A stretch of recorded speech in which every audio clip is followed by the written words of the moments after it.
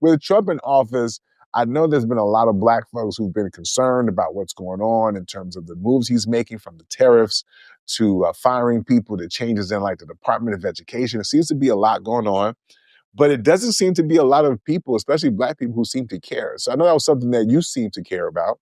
So you want to elaborate on your thoughts in regards to why you don't think black people care, and why should we? Yeah, I brought my coat just for my sermon. So, so yeah, listen, here's my thing, right? All right. So first, I think there's two sides. First, there's what seems to be a large uh, cloud, wet blanket of apathy hanging over black people. Like, no matter what's happening now, we appear to be all trumped out. We are all tariffed out. We are all bordered out. We are all out. You know what I'm saying? We don't check on Ukraine no more. We're done, right? And even when we came to the part, I think Dr. Umar was like, yo, let's do an economic blackout, right? And I don't even know if we were in on that. I think we were out, half of us, on that.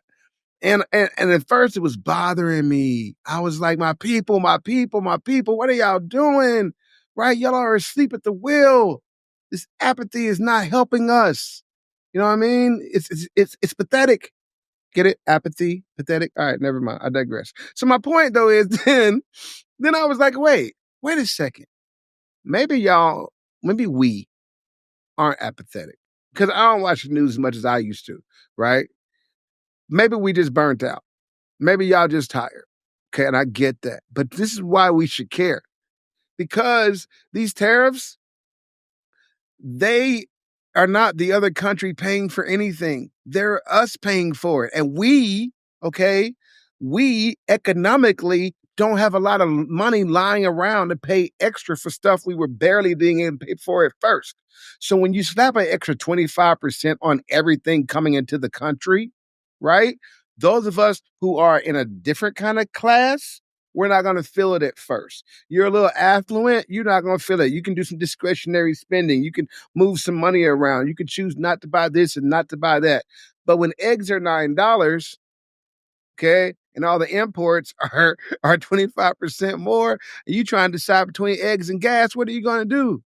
Right? Or your TV, man, Black Friday going to be a Black Friday for real with these new TV prices. Yikes. I understand, I think, and maybe y'all can tell me what is it, you guys can tell me, is it apathy or are we burned out? And before I pivot to that, I'll say, I maybe we don't know what to care about. Maybe there's so much going on that we're not sure where we should be focusing our attention. And I will say we should focus it on the money, because you don't have economic power, you can't have political power. Without political power, you can't have social power. So follow the money, people. Show me the money, people. Wake up, y'all. Let's do some stuff. What do y'all think? Is apathy? We burnt out? I don't know. Okay, hold on. Before we go, right? I got a Yeah. question. Yeah. So if you say follow the money, right? Yeah. If like 90% of the American people can't follow their own money, how do you expect them to how do you expect them to follow the money? I'm sorry. Esther, were you going to speak? I'm sorry. Well, I follow would the like to people who hear the follow the money. answer. Go ahead, Esther. I would like to hear the answer as well. Follow the people who follow the money. That's what you do. I'll suggest some in my page or something. I don't know. I got people I follow and I listen to, but I mean, we don't even have to know everything. We just need to start having the conversations again. Like, we're not even talking about it anymore because we're all jaded. And while we're all jaded, they're running around. Do you want to go S&M? I mean, I think go ahead. So I would just say this. So before I go, I understand how you may feel. The first thing is that I just want to recognize that the majority of the country have like a 6th grade education level. So when you talk about things like tariffs and so forth, this is beyond their education level. As a matter of fact, the 3 different branches of the government is also beyond their educational level. Although it's ironic that immigrants have to know this in order to get citizenship, but the average American actually do not know the purposes of the 3 branches of government, nor do they understand checks and balances. So, and that's in their personal finances as well as in the government in regards to checks and balances between the 3 branches. So I will just say this. I'm going to go ahead and say I'm team apathy. But I'm going to tell you why. And it's largely because I'm just like, you know what? Black people, we continue to be on the front lines for every damn thing. And when I say front lines, I mean we're the loudest. We're marching. We're doing this. We're doing that. And in this day and age, we've already proven that marching doesn't work. As a matter of fact, when we did the George Floyd marches and Black Lives Matter and so forth, it actually had a negative effect on U.S. policies. That's when Blue Lives Matter Act was passed, right? Instead of a Black Lives or the George Floyd Policing Act, that was not passed. But Blue Lives Matter was passed, where it became a hate crime for that. And also at the same time, they actually got no-knock warrants. While in some states, in Kentucky as an example, they were like, okay, let's take a look at this. But in most states, they actually re-fortified the no-knock warrants. They also continued the militarization of the police force. It was actually like they doubled down on it because of the marching, because of the protesting. Now let's get to current times.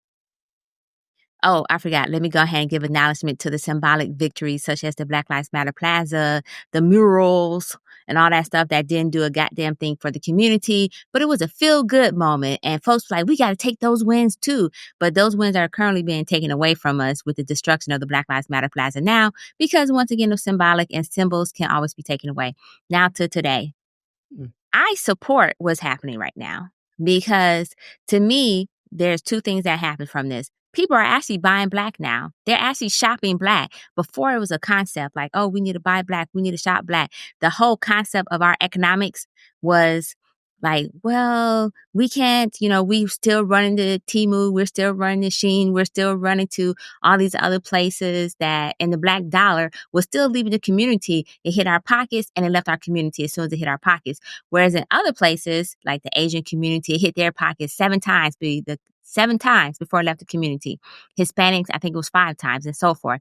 And so this is forcing the Black community to actually take a look at ourselves and put our money in our own communities, i.e. into Black businesses, or at least programs or businesses that support things that we support. So, for example, the Target, aka Tarjay, situation that occurred, right? Tarjay learned hard and fast what it was like when the Black dollar lost, when you lose the Black dollar. And I support that. So I don't think it's team apathy in regards to being out on the streets marching. I think what it really is that we're thinking smarter, because a lot of times, a lot of things that are currently being done is to trigger an emotional response from us versus a logical response from us. And every time they trigger an emotional response from us, we end up getting symbolic victories, or we got, let's be honest, we got screwed. And so, but now we're thinking rationally, we're thinking logically, we're moving with a purpose, recognizing that we have over $1 trillion that go into as consumers. Well, let's use that money appropriately and put it back in our community. So I think we're going to see Black businesses flourishing, even though at the same time they're taking away grants, they're taking away loans and so forth. But we're now really investing into the Black community, Black businesses, and even minority-owned businesses and businesses that support the things that we support, such as DEI. Now, I will acknowledge that DEI, 67% white women benefited from it, and then white gay men were the next beneficiaries. But with that being said, it still was something about diversity, equity, and inclusion that we in the community support. So places like Costco got all that runoff money that Target lost. Places that, although Walmart should have been on the boycott list. But anyways, with that being said, so I support what's happening, because for once, I honestly feel like we're moving with logic and not reacting emotionally. And every time he does something new and does something to basically, he won a reaction, because one of the things that he want to propose is full immunity to cops. And how can you give them full immunity unless you have a situation where you can grant them full immunity, or you have a situation where you can justify giving these police officers full immunity for their actions, right? So if you notice, everything he's doing, like his latest executive order, was basically to say, hey, at first he targeted the museums and so forth, but then he went on to target the National African American Museum specifically, because once again, it was to get a rise. He did the whole desegregation or reinstitute segregation in federal contracting service, because once again, his whole goal is to get a rise. Because if he continued to have us look over here, react emotionally, then we can't see over here and act with logic. and we can't see what's really happening. We can't take control of what's really going on behind the scenes because ultimately, as you pointed out, economics is where our power lie. So let's use our power economically. I don't want to see people out marching. That's old. That's done. And I actually don't feel like this is our fight. We out there, we march with I'm going to call it the Pussy Hat March because folks were confused and conflated the womenism movement with the pink pussy hat movement. And those women betrayed everybody because 53% of the vote went to Trump, right? And so we're over there saying, hey, we're with you. We're with you. We support you. We support this. We support what you want. And because we're looking for crumbs. And I'm like, let's stop looking for crumbs. Let's go ahead and take back our power. And that power is economically. So I support this. I'm like, woo, woo, woo, woo. And I also think there's a little bit of burnout as well. But long as we can move logically, I'm all down for this. As a matter of fact, April 5th, they'll be marching. You know where I'm going to be? I'm going to be doing brunch. Brunch and tea. I will not be marching. So, S&M, I love your upbeat take in regards to how we're moving more logically. I guess I'm just not seeing it. When I asked Jay earlier that question, right? You know how people say like how you do one thing is how you do everything? I don't really agree with that statement. But like if we were talking about moving economically, I would think that starts at the home. Like I would think like how we move within our own households of being responsible stewards of our resources would be where it starts. So I'm trying to imagine a community full of people who are not good at doing that, who are then going to somehow do that on a community level. Right? Remember how I was saying earlier, like for some people, the best they'll do in this generation is just being a good father, being a good husband. That's what they establish. For some of us, just getting back to the basics would be what we need to do in this generation, right? Like how can we like have a foundation of economic change when we're just not practicing that in our own lives? That principle does not exist. We're not balancing you know what I mean? Like, so I just, that to me is like a bridge of optimism that I can't cross, right? It's funny because we're in a space now where we have to hit home runs. We don't understand the game enough to just hit singles anymore. Like, I think because we won't feel the impact of it, many of us will not get the validation or the gratification of what it would take for us to collectively move this thing forward. Because for a lot of the things that are being rolled back now, those things have been in place for decades. Like these people have had a strategic plan that they worked on over periods of time and stayed committed to. We can't stay committed to our favorite characters on reality shows, right? Past a couple of seasons at best, right? And so if we don't at least start to think about the framework of what this struggle really looks like and what wins look like, I think because we'll get discouraged, we'll never make any progress for real, right? Because the progress that we really need to make is not going to be sexy. It is going to start at the individual level, right? You know how they say, for example, you have community, but within that community, you have families, and then within families, you have individuals, right? So if we want to build great communities, wouldn't it make sense that a healthy man and woman, for our purposes, right, come together, they have children, now you have a strong, solid family who believe in education, certain principles, right, who believe in going out to vote consistently. I think there's even numbers that track when it comes to kind of flashbacking a little bit to how the vote separates based off of socioeconomic and educational right, situations, right? So I think for those of us who have been doing our thing and trying to move it forward, yeah, we're a little tired because it's not only the fact that we're having to push against the white people, we're also having to pull the rest of these niggas who sometimes make it even difficult for us to want to interact with their asses for real, right? Do you know, like in 2016, I literally logged off of social media, like almost like forever a little bit in terms of having conversations because I was too busy arguing with dudes about Hillary Clinton and Donald Trump. I was wasting my time doing that. It's funny how we'll waste our time doing that, but some of the same niggas I was arguing with won't waste their time. I say, yo, why don't you go help her canvas? Do phone bank. You know what I'm saying? Be productive. Nah, y'all niggas just want to talk. So, I mean, just to bring it back to the question, like, I think there's a number of reasons why Black people seem apathetic because some of us are. Some of us are. I don't give a fuck. You know what I'm saying? Whenever this tsunami hits us, that's cool. But for those y'all closest to the beach, good luck. You know what I'm saying? Like, it's not like you didn't have enough time to prepare. It's not like we didn't try to warn y'all. It's not like, you know how like when they have hurricane alerts, like, hey, everybody get out of there. You know what I'm saying? Hurricane is coming. It's evacuation. You got some people like, no, it's not going to be that bad this time. And then like the moment, oh shit, it is going to be that bad. I feel bad, but I don't. So, right? No, seriously. Some of the fucking conversations that niggas was having about was Kamala black enough? Like, like, really? So it's like at some point for our mental health, we had to fucking check the fuck out. You know what I'm saying? It's already one fight over here, and then we got to deal with this bullshit over here. So yeah, some of us just stop. We had to unplug for our own mental health, right? And then, oh my God, the Trump hysteria, right? I mean, niggas never really heard of tariffs before. So now, because Trump is saying tariffs, we're supposed to get scared. Do you know when I go to the liquor store, like, hey, man, did the price of the tequila go up? He's like, nope, I don't know nothing about no tariffs there. Tariffs didn't hit me. The price of tequila is the same as it was before Trump got in office. It'd be the small wins. But what I'm saying is that fatigue, but I think it's also like skepticism. Like, I think the other reason that we don't talk about is people don't trust the Democrats no more. People don't trust MSNBC no more. People are less trusting. So in order for you to get me to react, I got to believe what the fuck you're saying. And a lot of us are looking at most of these news outlets like, I don't know, I'm going to wait. I'm going to wait and see. You're not going to have me jumping through fucking hoops every time y'all mention this nigga's name, only for it to be some bullshit. You know what I'm saying? And I think low key, some of us are like, damn, they might have been bullshitting about him. I'm going to just wait and see. Even if we didn't support the motherfucker, the apprehension that we have towards the other side now is almost forcing us to be a little bit more open-minded because we don't know what the fuck is truth or not. Right? Like, we don't know.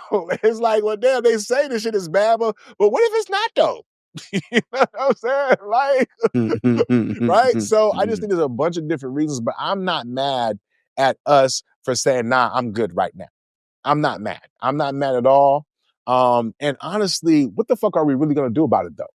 That's the other problem, right? And I'll land with this because my solution is a long one and it's not going to be sexy. My solution, like I said before, some of us will live 40, 50 years and the best that we did was raise a decent human being and provided a foundation. So then while we're gone, we got to hope that that person, that kid pushes us forward. Now, you know what's so fucked up about that?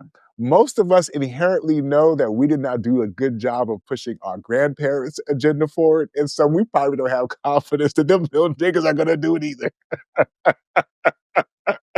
Like, it's like subconscious. I'm not saying that we're saying this openly, you know what I'm saying? But I think if we asked ourselves, did we do a good job of moving and pushing us forward, given all the work that they've done for us and how much we've had in front of us? I think if we're being honest, we let our grandparents down. If we're being honest.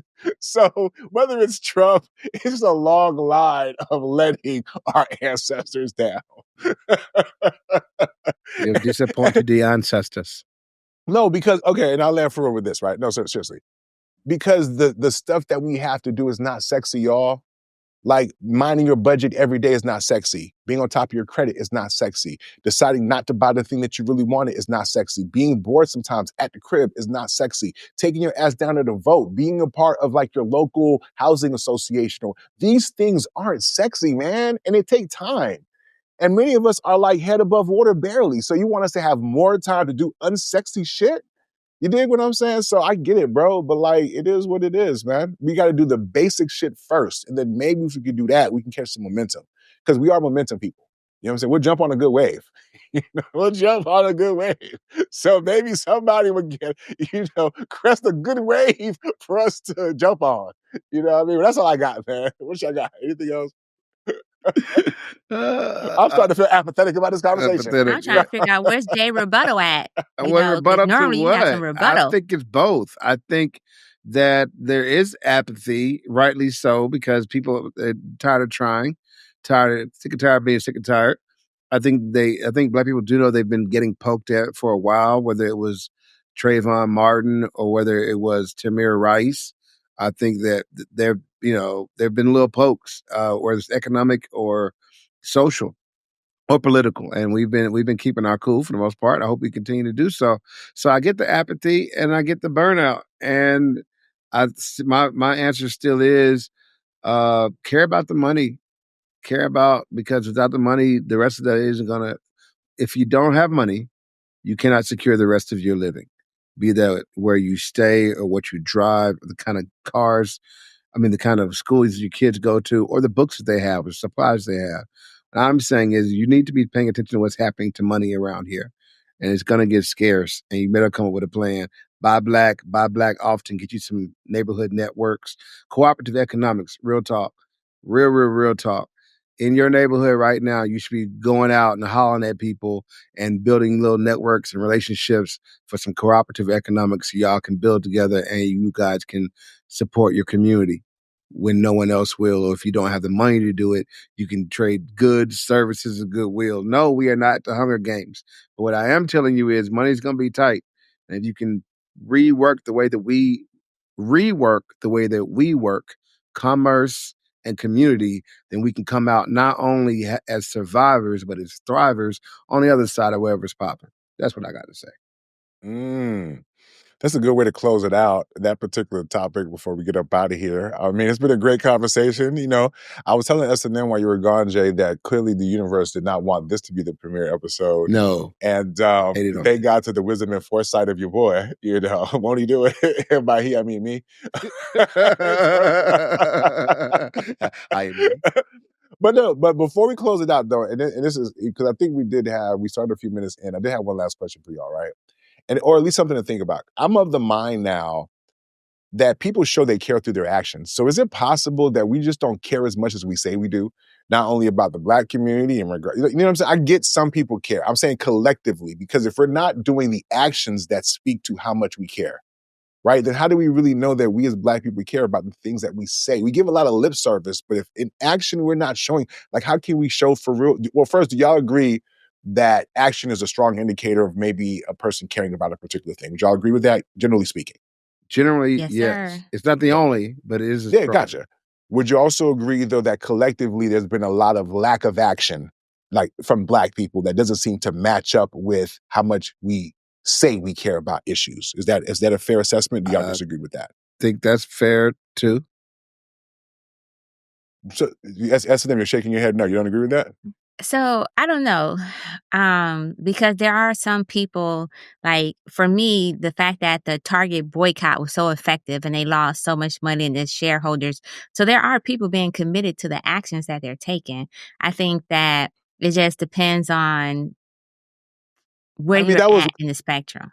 I mean, I'm saying, like, that was one campaign, right? And that was a recent one, cool. But I'm saying, like, collectively, for the things that we say we care about, do you feel like our actions match? Because one of the things that turns me off is, like, I'm starting to really just doubt people really care as much as they say they do. Like, if somebody say, "Oh my God, I love you so much," but they wouldn't even get in a car to come and help you for nothing, or they wouldn't show any action, they're giving you lip service about, "Oh my God, I love you so much," but they never show up for you in a way about making a sacrifice or doing anything of substance to show you that they care, then how would you really know they cared for real? That's Okay, what I'm yeah, I saying. can see that. I can see that. Yeah. Right? Because the thing, like, it goes back to the whole, and I'll land with this, the thing about the whole abortion thing. What's baffling to me is, as much as I thought people cared about that issue, I don't know that I saw the requisite backlash or the sustained anger or the sustained energy that would have commiserated with the care that I thought existed, right? Because the people who cared on the other side, they seem to show action consistently to where they got it done after 60 plus years. So, like, when I hear Black people in general talk about these issues and why we don't do certain things, it's like, okay, I hear you, but have we ever really lived up in action to what we say we cared about? Because I feel like if we did, we probably would see more progress, for real, in my humble opinion.